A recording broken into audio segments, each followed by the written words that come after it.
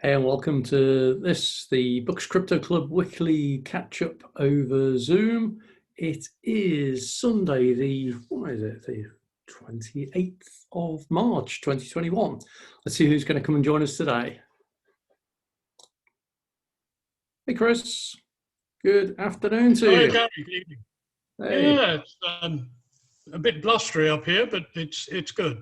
Yeah, it's a bit lively. I've no idea who's going to join us today. As is always the case, it's always an adventure to Yes. see who's going to come in. So could be just the two of us. Well, it's been a very interesting week, I think. Bitcoin has shown very good resilience, I think, and is heading back in probably the standard April fashion, I hope.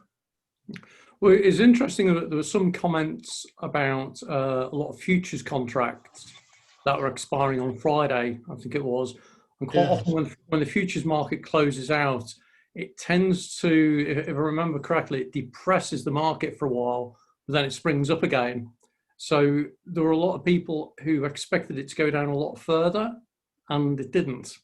So that maybe means there's some hope of it going up even more. So I've been away from it for a few days. So yeah, well, you're getting heavily into the NFT job, aren't you? Which is exciting. That's right. It's as it was described to people the other day. I'm finding with the blockchain and crypto world, it goes through little waves of new things that come up, and the waves seem to be increasing, and they're getting bigger as well. So you had the original cryptocurrency wave, then you had the ICO or initial coin offering wave, then you had the tokenization wave, which went off for a while. Then you had DeFi, and DeFi really kicked off really quickly, and I thought it was going to be a really big thing, and it is. And now you've got the NFT wave, and it's fascinating watching with each wave. It happens faster and faster.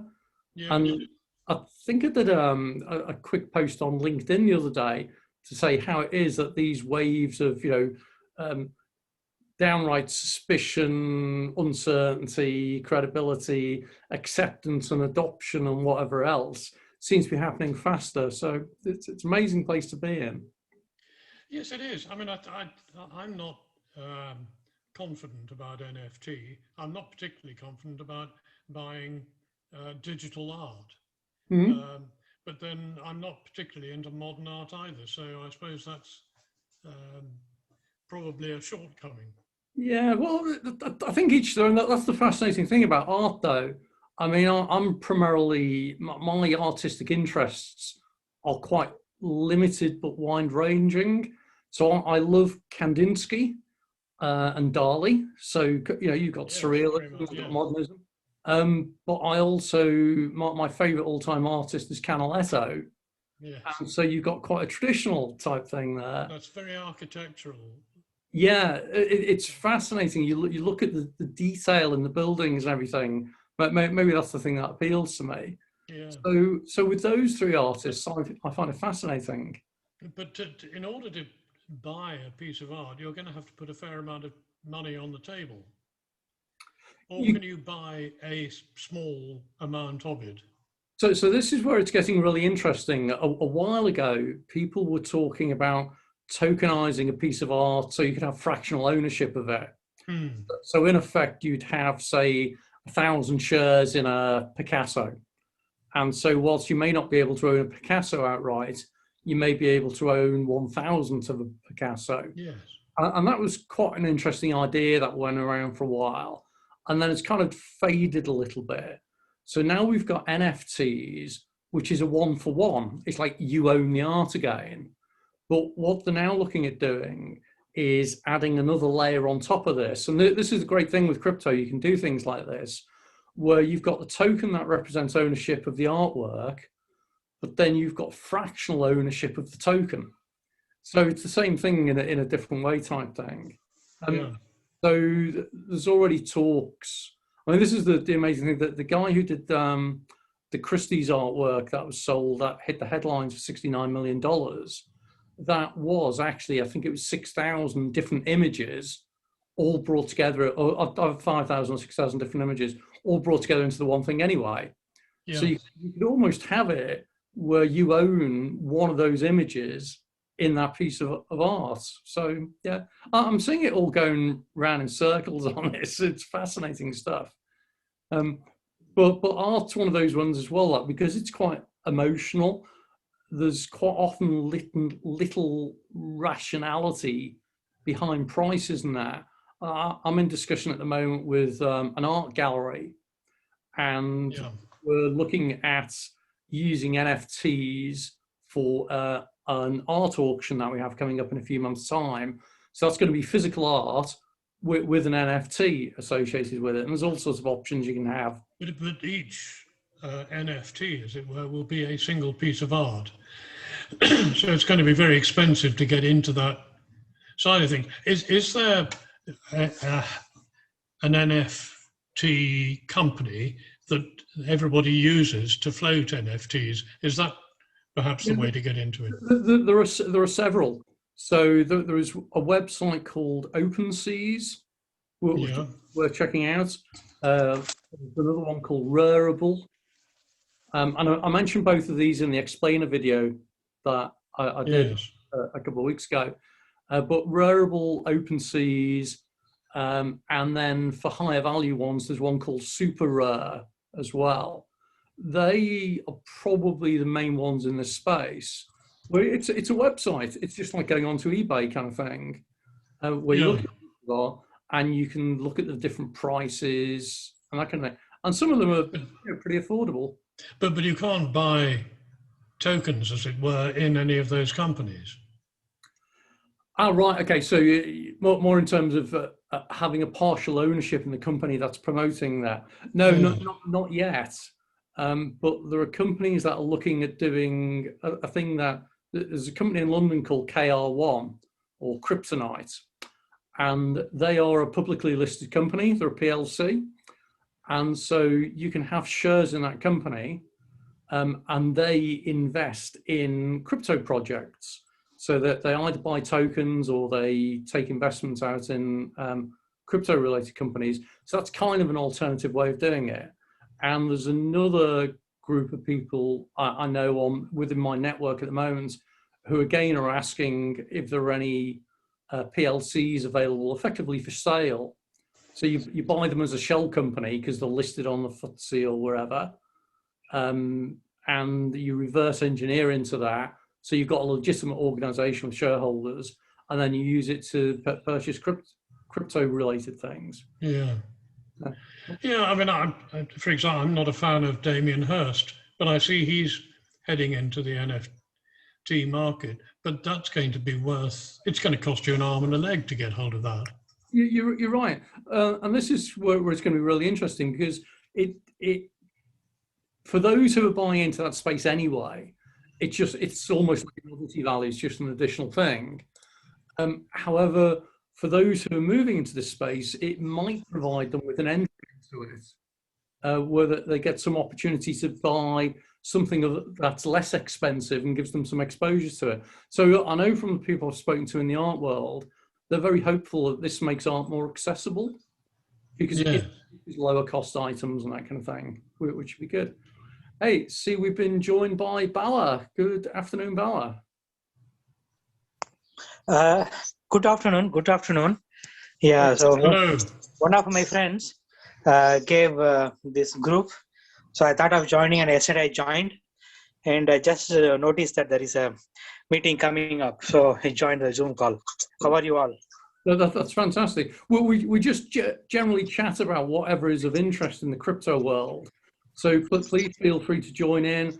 I don't know whether you're a novice or an expert, but we're all at varying levels there. So tell us a little bit about yourself, Bala. Can you hear me? Yeah. So what's your interest in crypto, Bala? We're all keen. I'm hearing so many news these days. I was following up Bitcoin in 2018, 2017, sometime, and it went parabolic, and it touched 20,000 pounds, right, or dollars that time. So that time I bought something called IOTA. Internet of Things something. There was a altcoin that time. I just bought for $50, and at that time I used Bitfinex exchange, and that was my first adventure with the crypto coin. And it was in my friend's wallet, and interestingly, only today morning I got the transfer to my account. I created one account in Binance a week back, and so I found the address for IOTA to receive the deposit, and I gave it to my friend, and he transferred IOTA this morning. So by looking at this space, I feel that 2021 is going to be a big boom for Bitcoin and other blockchains. There are so many coins, so many tokens, and I've been watching some YouTube videos also. And yesterday I was talking to one of my friends, and he referred to me this link. So I just thought of joining this one to see what you people are discussing, what you people are thinking. Yeah. And end of the day, so it's like if it is good to make some money, it's going to be good for everyone, right? So there's nothing wrong with making money. But it's good then that you've already had some exposure to this space. The fact that you bought into IOTA, which is a really interesting cryptocurrency because it's linked to, as you say, Internet of Things. The IOTA Foundation doing some really interesting things as well. They're linking it in with some interesting companies like Zebra, who are like originally they're kind of like a barcode reading company, so like machine readable type things, and that they've got a project which links together the reading of devices and objects, and then transferring it onto a blockchain. I think using IOTA for that. So a really interesting area I was reading about recently. So yeah, lots of these coins, very, very interesting. I bought for nearly $4 or $5 that time, 2-3 years back, but today it is hardly like $1.5. So yeah, anyway, that was my first start. But now from Binance, I'm seeing so many coins. They talk about the NFT, they talk about cloud storage, computing, DeFi, finance, insurance.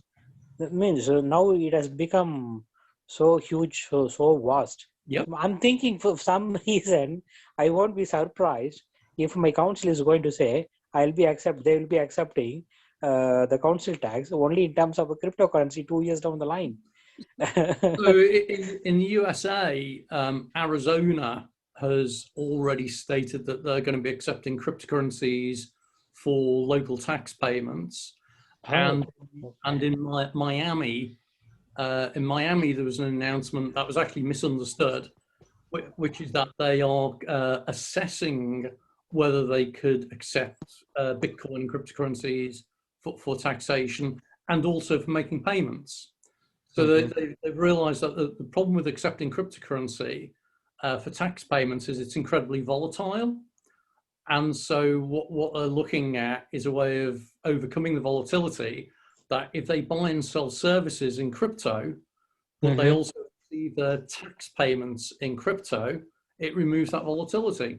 So I think you may be right. It's really interesting. Different places, different countries, different regulators, a wild variety of options. So like in Russia, where there's still talk about outlawing crypto. In India, SBI, the regulator, versus the Supreme Court, versus various other things. It's all over the place as to whether crypto will be adopted or not. In the UK, the FCA is kind of going, well, we'll evaluate it. And in smaller countries, they're very supportive of it. That's good. So today is my first time in this Zoom call. Yesterday only I joined the group, so I thought of I wanted to be a silent participant to see what you people are discussing, talking. Well, we might be a bit short of people this time, because I saw, Gary, you still said 5 GMT, so maybe some people think it's an hour from now. Oh, okay. The daylight savings day today. It's always one of those things, and it's confusing. Yeah. I I had edited a number of other places where I reference this. But yeah, I do wish we'd get rid of GMT and BST. I'm doing a workshop this week remotely, but in Dubai, and trying to work out time zone differences there, where it was meant to be starting at 9 a.m. GST or whatever the local time is. I'm trying to work out, oh, okay, so that's 4 hours difference. That's fine. Okay, it's starting say 6 a.m. And then I realised with BST coming into a place, it's now 3 hours difference. So at least I'll be an hour early for that rather than an hour late. Yeah. Mm-hmm. So how about you, Gary? I'm seeing you. So are you into this space?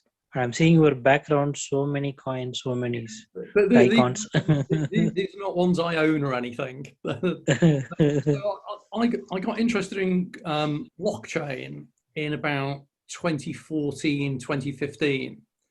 Started going to various events in London to hear about blockchain. Didn't really understand it at the time. Mm-hmm. It all seemed a bit confusing. I realized eventually that was because most people talking about it didn't understand it either. And they were bluffing their way.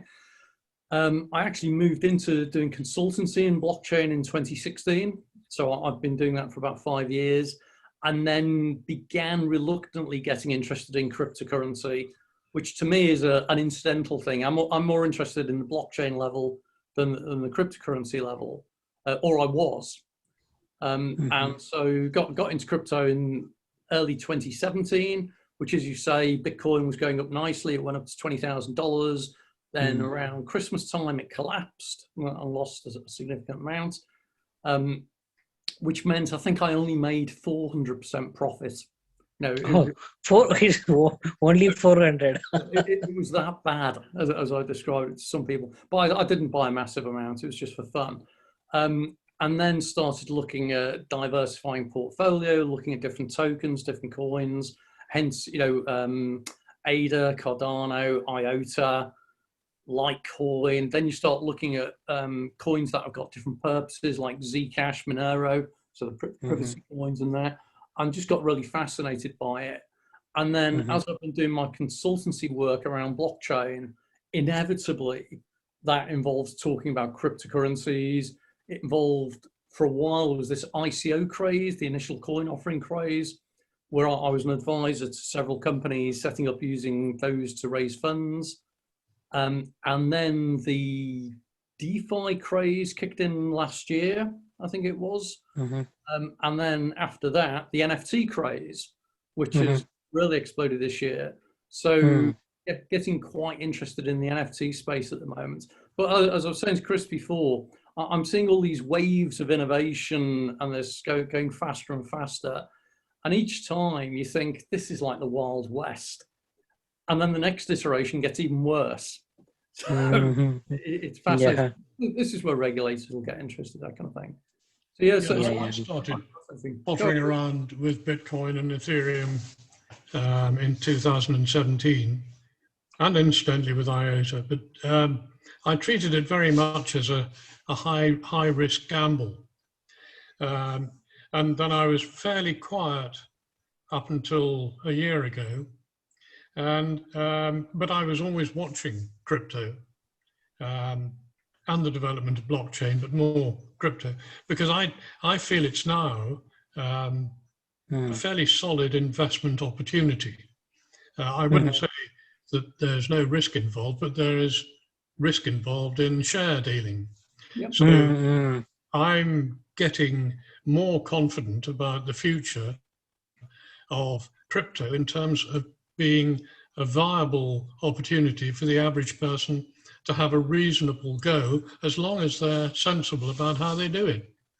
Yeah, that's right. So, but if you had started, I don't know if you were investing or just you were watching the space, but from last year, March onwards, roughly around this time, when the COVID was making us under lockdown, around that time, it started exploding. I was constantly watching Bitcoin. It came to 8,000, 6,000. At one point in time, it flash crashed to 3,000 also. And from that onwards, it started climbing up. So the end of last year, no, I was very keenly watching in Q4. It was going from 11,000 to another parabolic move. Very easily, it surpassed 20 days before Christmas. Okay, we were thinking, okay, maybe 20 would be the resistance, it can come down, but very easily it surpassed 20. Within no time, it became 30, and within very short time, it became 40 in this year. And Tesla bought 1.5 billion Bitcoin, and it crossed 50 very easily. So now I think it's between 50 and 60K dollars. So they are all saying that by end of this year, it can go to 200K, 400K, 1 million. There are so many videos, YouTube videos, they're promoting Bitcoin, and they say that, okay, if Tesla has bought today and tomorrow it would be Apple and African government, and then everyone would be interesting to buy it. So when everyone wants to buy, that means there is a limited supply. So again, the demand is going to be more, and so the price is going to be more. So they say that way. So we'll see. I think it's one of those things I always say I don't offer financial advice because it always goes wrong, whatever. Yes. It's best avoided. But certainly when you look at it as a speculative thing, and Chris is absolutely right, there is risk in everything that you put money in. You know, your pension fund, there's a risk that inflation is going to erode it. You know, cash, there is a risk it could be stolen. The risk is absolutely everything. And this is where I think that as long as you can afford to literally throw away whatever you put into crypto at first, then why not? You know, the speculation type thing is fine. And that's where it's been a shame that the regulators in the UK seem to be taking away from people the opportunity to just speculate a little bit. No, I'm saying that unless you're a sophisticated investor, you can't do this, blah, blah, blah. But you only need to look at one of the most spectacular growth hedge funds about 2 years ago, Woodford Investments, I think it was. Was, you know, it was regulated, it was controlled, it was being run by a guy who'd come out of Invesco, who was known for making incredible, great decisions and choices and that. And then the fund collapsed. So it can happen with any of them. And when you look at what the definition is of a sophisticated investor, it's someone who I think typically will not put more than 5% of their assets in their investments. So why don't we just let everyone do that? You can put 5% of whatever. Yeah. But so I Gatti, see when a you trend. say, Sorry. I just think, I mean, there was a lot of pumping and dumping going on, and there still is, but it's much easier to see where that's happening, because you can see a much more consistent trend of investors interested in a specific coin that is an ongoing growing trend, rather than the hype up and down that we used to see up until this last year. Yeah. And I think picking up on what Chris says there, again, picking on Woodford simply because they're in the news at the moment, and the fact that they're about to set up in my town with another business, is that if that had all been on a blockchain, everyone would have had visibility as to exactly what was going wrong. And so they'd have been able to react. So at least with blockchain crypto, there's a better chance of transparency where you can see these things happening. So yeah, I think you're right on that, Chris. Definitely. Well, you, as long as you're careful, you actually own or have recourse to the asset that you have, unless you've lent it to someone or you haven't put it in a private cold wallet. You actually have your share in your hand. Whereas if you're in a managed fund, rather like being on an exchange, it isn't your money. And he was very illiquid. He couldn't sell some of his long-term investments, which, interestingly enough, quite a lot of them have done really well in the last year. So, you know, he put himself in a very silly position because he had too much of his stock in a liquid holding that he couldn't readily market. Whereas at the moment, if you're careful about where you deal within the crypto field, you always have the capacity to sell. An exchange might go bust and you lose everything, but you can always move and trade within the crypto world quite readily. Yep, I think you're right. But Bala, you're going to say something, sorry. No. Yeah, I was going to ask. So you said you were into consulting, Gary. So that means are you giving consultation to people who wanted to invest in cryptocurrency or to start their own blockchain venture? What kind of consultation is? It tends to be I give consultancy with quite often large companies who are hearing this blockchain word or this crypto word, and they need to understand what technology is, how it works, what the risks and opportunities are. So it's quite educational in that respect. So I mainly provide educational type things about this is how it works, and then spend time with them, helping them to understand how it can be used in their industry. So I do a lot of stuff in the insurance industry, for example. Explaining how it works there. Or it can be, I do work with smaller firms as well, where they're looking at how they can use blockchain to help their business. Or one of the projects I'm working with at the moment is around custodial services, around the custody of private keys. Because as say, you've got a wallet, you've got the keys, you've effectively got the ownership of the crypto asset. So I'm doing some of the advisory stuff on that as well. So it can vary. So I'm an advisor to Blocksure, who are a blockchain-built insurance platform. So they're live in that market. That they actually have a product with Covea Insurance, who are a big insurance company. They're about to enter 2 big projects in Indonesia and Japan, where they're all blockchain, but you won't even realize it. You don't need to know. So yeah. Yes, IT professional. So where are you doing?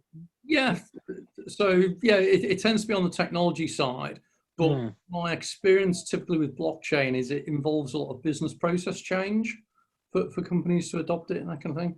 But I do some individual training as well. So I ran a couple of masterclasses through The Guardian, who do masterclasses for people, and I've done some one-to-one tuition. But I don't do training in things like how to trade or how to recommend tokens or coins or anything. I just think that's too risky. And in fact, I think it was about 2 years ago. And this is where I realized this was getting really crazy.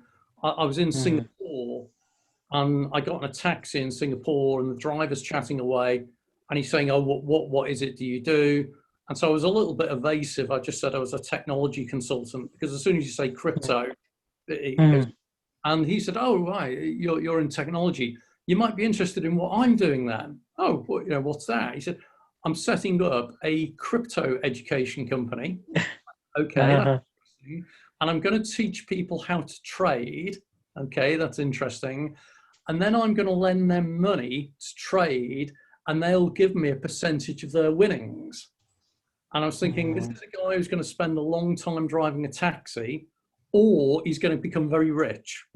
It'll be one of them. So I found it fascinating that without me mentioning crypto, he'd come up and he was in that space. So crazy stuff. Okay. Does that mean that you are not buying any of the cryptocurrency for holding also? I do, but purely for fun. I describe it as for entertainment purposes, which is really funny because I'm fairly active on social media. I get a lot of approaches from people who I don't know, because I run various WhatsApp groups, Telegram groups, Signal groups, Facebook groups. So I get a lot of people approaching me, and they always start with the standard "hi," and that's it. And you go "hi" back. It's like, "How are you today?" "Fine." "Where are you?" "I'm in England." "Oh, I'm in the USA." Blah blah blah blah. And before they know it, they open up with "Do you know anything about Bitcoin or crypto or Bitcoin?" And I used to play dumb and say no, and invariably they try and sell me some scam where they guarantee several % per day on a crypto mining thing now. So I've turned it round now. And as soon as they send me a message now and I say hi, I always write back saying, hi, really sorry, I'm really busy because I'm doing this Bitcoin investment scheme. Would you be interested in doing more? And I don't hear from them anymore. Did you have a background in computer programming, Gary? No, not in programming as such, although I did do some of that. It was computer operations. So it was information systems. I did some programming in the days when things like COBOL were around. And I eventually got a qualification in some sort of programming stuff. Well, I was never very keen in programming. I can do it, or I've done some of it, but it wasn't my passion. My passion is around changing businesses through technology. But doing coding things almost incidental. So where I've ended up, I brand myself, when I've got my company stuff up, it says emerging technology consultancy, because I get involved in things like blockchain and AI, and now taking an interest in quantum computing as well, which is a real interesting space. But Paolo, what brought you into this space originally then? What's your background? My background is in IT. So I came to this country as a project manager to a software project. So I work in Ford as an agency. So I'm in Basildon. So I work in Ford. So that's my background. And in 2012, in fact, I saw one news somewhere, and that mentioned about Bitcoin. Honestly, that at that time the price was $40, and I tried to buy. So I wanted to take a risk. I wanted to spend like $80. In terms of pounds, it was like 60, around that one. I wanted to buy, and I tried Googling so much, and I found a couple of links from India where I wanted to buy. So I went to bank account, I transferred the money, but for some reason the money did not go. Okay. Did not go out. I was not able to reach the seller. And maybe that time it was not that widespread, and people maybe it was like peer-to-peer buying, selling for Bitcoin. Okay. And I tried a lot, but I was not able to buy. So I don't know, even if I had bought, I might have sold it for $100. So that would have been different story. But after that, somehow I lost touch with the Bitcoin. So then from 2016 or 2017 only, because it was so much of going high. So I started looking at it, and some of my colleagues started mining as well. So they set up 4,000, 5,000 worth of IT computer infrastructure. They set up a room and started mining. Okay. And that time it was profitable for them. Probably you mentioned about Zcash. So that was like $600 something at that time. And it was beneficial for them to spend so much of electricity to gain the coin and to sell the coin in the market. But then from 2018 onwards, things became different. No, everything started falling down, and they were also stopped mining. And then we lost interest. We lost touch. Okay, it was just one hype like any other hype in the world, and completely forgot. But again, it started picking last year onwards. And this time it has come back with more vengeance, more aggressive, and everyone is talking, and it is having real use cases this time.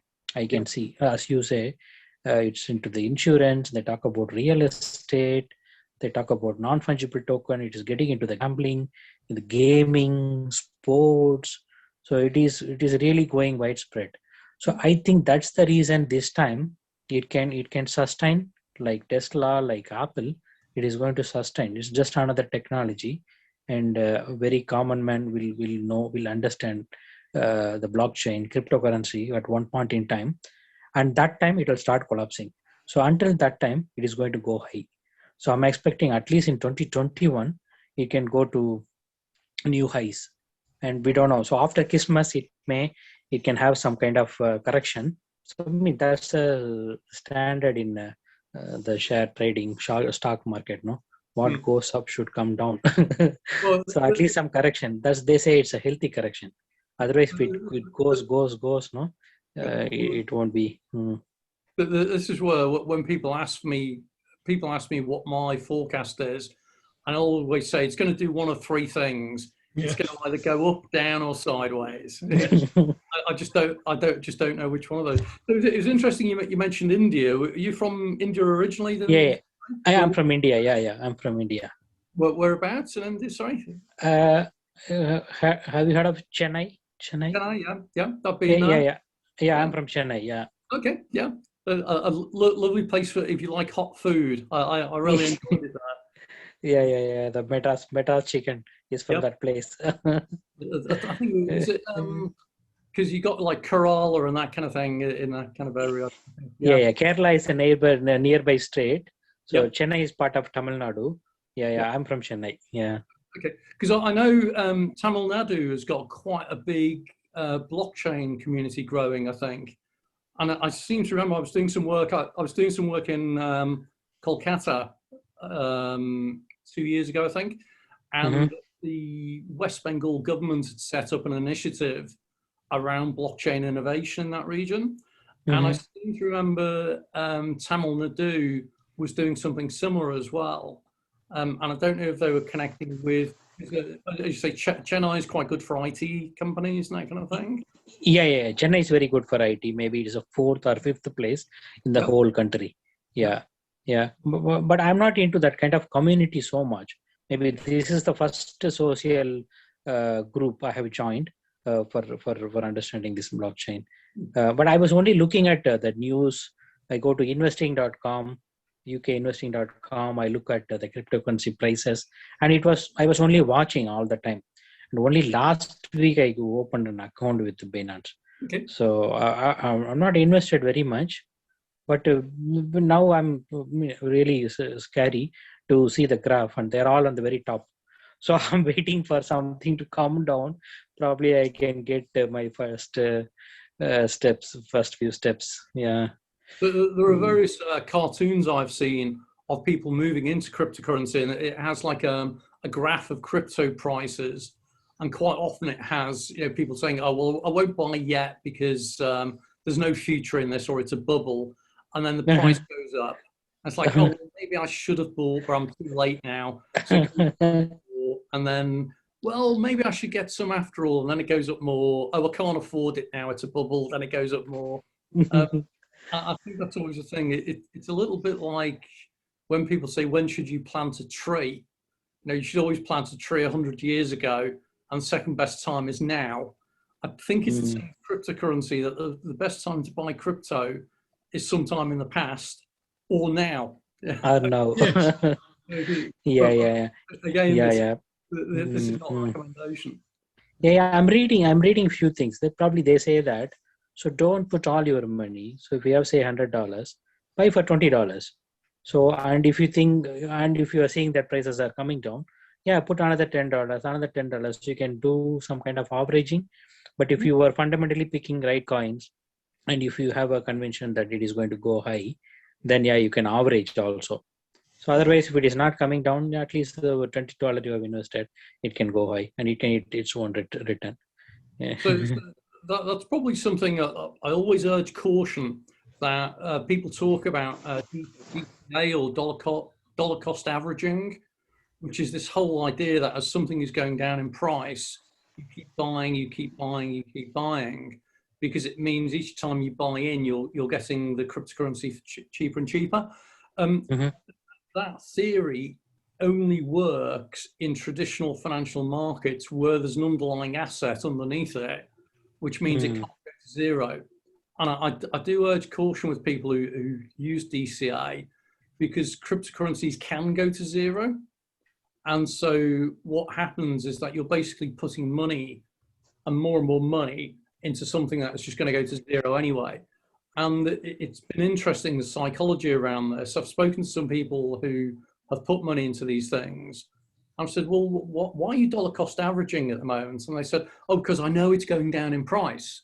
It's like, well, okay, if you're confident something is about to be cheaper tomorrow than it is today, Then why are you buying today? Why don't you keep your cash and wait until tomorrow and buy it tomorrow? And they go, oh, no, it doesn't work that way. So I always say to people, be careful. And equally, I always say to people, if you're going to listen to someone's advice, make sure they can prove that they've done very well out of this. And it isn't simply that they happen to have caught a bubble in some way.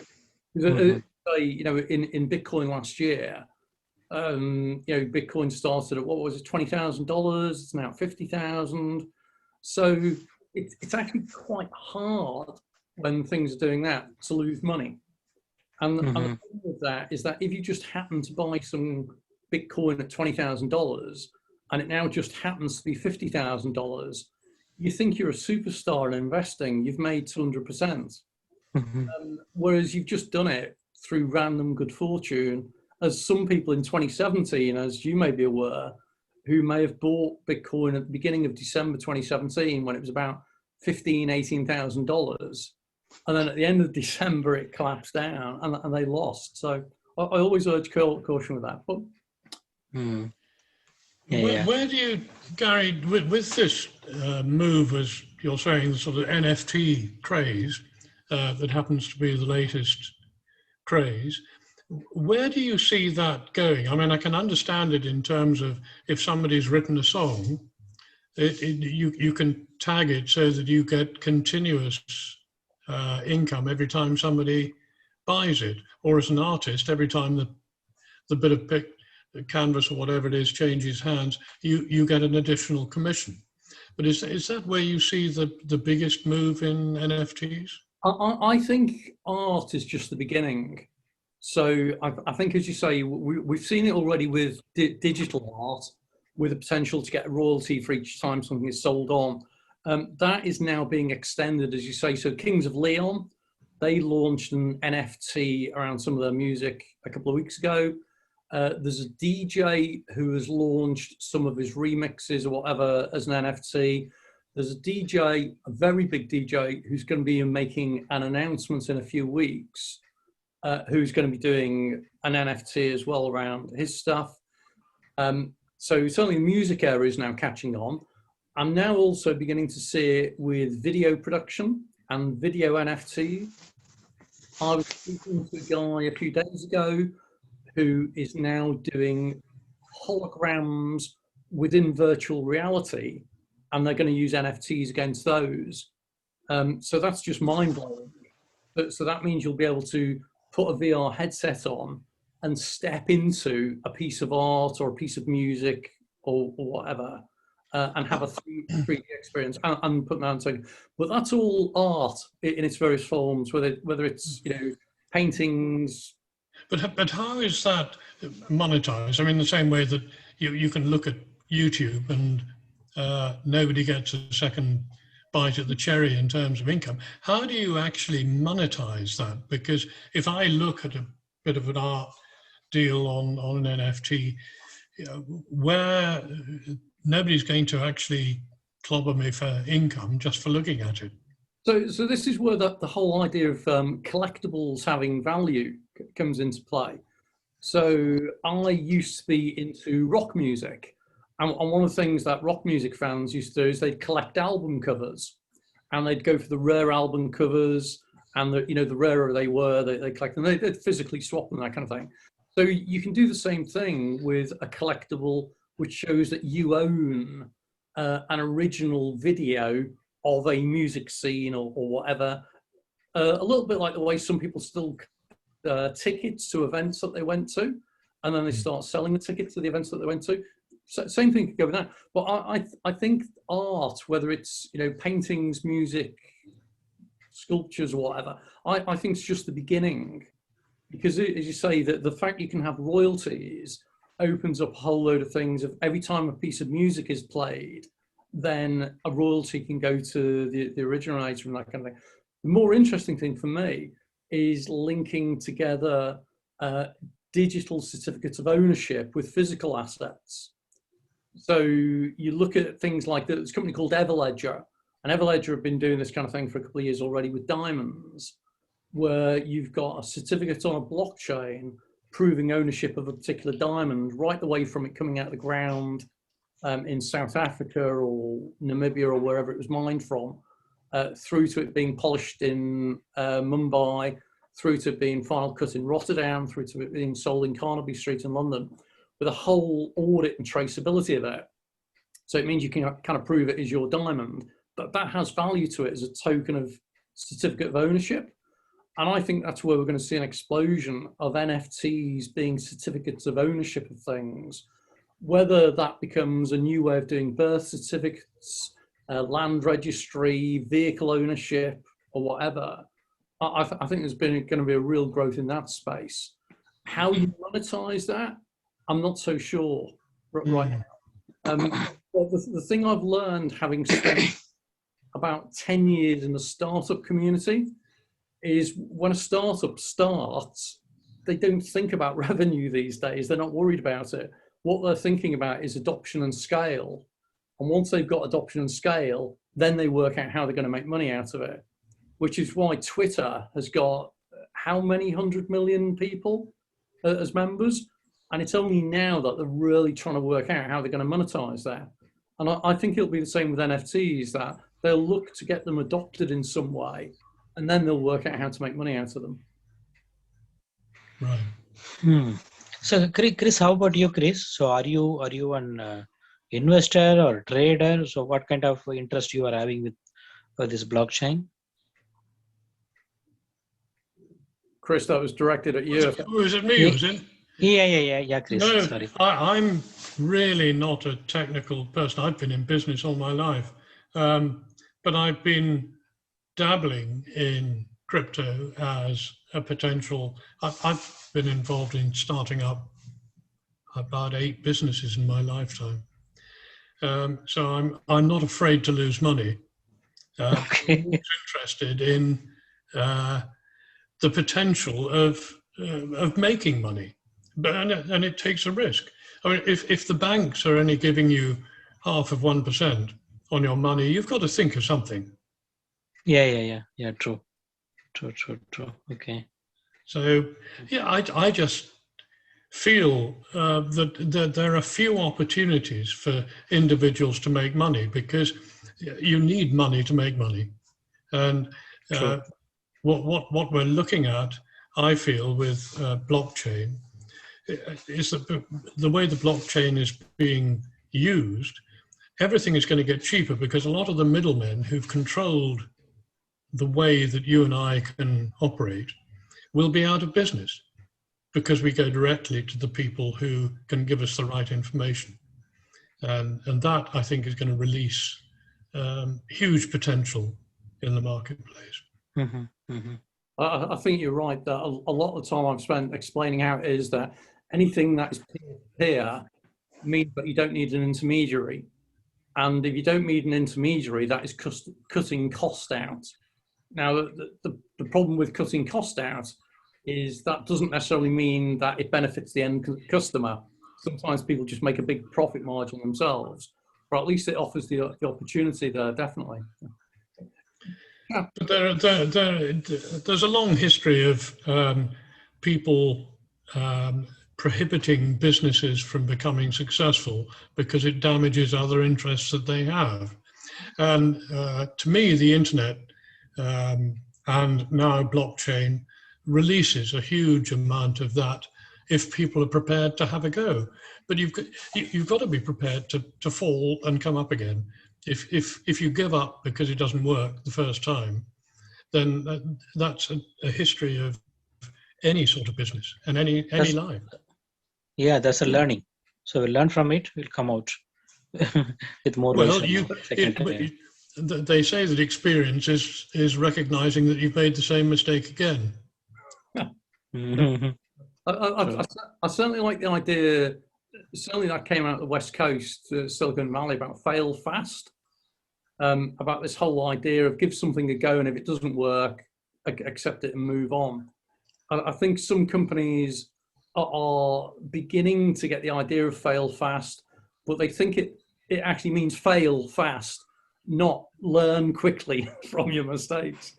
So we'll see. Well, it's remarkable how many businesses, because they started underfunded, collapse, and then someone comes along, takes up the idea, and turns it into a success. Had they been able to fund it sensibly over the length of time required, all right, the internet has speeded up the whole process. But historically, an awful lot of businesses have become successful in their second configuration. Yeah, I think you're right there. I'm just conscious with time rolling on, and with nobody else joining us. Do either of you have any questions or anything you'd like to share before we close off for today? Usually, how many people will join on this Sunday evening? It varies completely. It can be as few as 2 or 3. Sometimes we've had up to 10. It isn't a large number, and it's because it was based originally when I set it up. It's because I set it up in my local town, and we used to meet up. We used to meet up in the local Starbucks, just a few of us. And the idea is just come along. I open the invite out to a few other people sometimes, just to hear what's going on and to learn and share from each other as well. Yeah. So, what's the purpose of this group, Gary? So, is it like just for sharing ideas from different people? Yeah, it's all about building community. So I can share with you separately, or I'll put it out in the Crypto Club's WhatsApp group that I think you're a member of now. I run probably about 10 WhatsApp groups and Telegram groups and Signal groups, which are all different parts of communities. A lot of them around crypto, some of them different things. I just like building community so we can learn and share from each other. Okay. Good. I would very much appreciate a discussion about how we can help people who have been involved in crypto and maybe pass on, and their families are left without a clue about how to get into or even do anything with the cryptos that they've got. I mean, I know in my case, my wife would be absolutely lost. She is learning slowly, but... You're right, Chris. An area of concern is inheritance planning, about how do you make sure that you document what you have in a way that the executor of the will or whatever can one day, when sad circumstance arises, actually be able to extract your funds from your wallet and everything. It is a difficult one. Yeah, it's a good point. But maybe a discussion for next week as to some ideas that are coming up in that space, definitely. Yes, well, I mean, whether there's a solicitor who might be prepared to look at some sort of legal option. Yeah. So certainly this is where custody comes into play again. And some of the work I'm doing around custody is around offering a solution whereby you don't need everybody to sign for the crypto. You just need a percentage. So it could be something like an executor plus the beneficiary, not the originator or something. But you're still going to need instructions leaving somewhere on, you need to go and get this wallet from here, and here's the seed phrase, or here's the private key or whatever. It's an interesting space. And I was having conversations with someone who was working with some registrars around the country around birth, death, and marriage, and that they were looking at something around that. So maybe I'll have a chat with them, see if we can kick something off. Okay. I think it's an opportunity for somebody. Yeah. And it's got to be on a trust basis, because it would be easy to lift something from an innocent person and put them in your own pocket. You're absolutely right. And again, this is where lawyers come into it, that whilst they're not particularly trusted in many ways, they are accepted as being custodians of some things. Definitely. Okay. But maybe we'll have that as a future topic then. Well, I'm going to suggest then, if there's nothing else that springs to mind, why don't we just finish off a few minutes early today? Yeah. Nice talking to you both. Thanks so much, and making me part of this group. Yeah, good to meet you, Bala. And Gary, as always, thank you very much. A pleasure as always. Have a good one, folks. Thank you. Bye. See you both. Bye.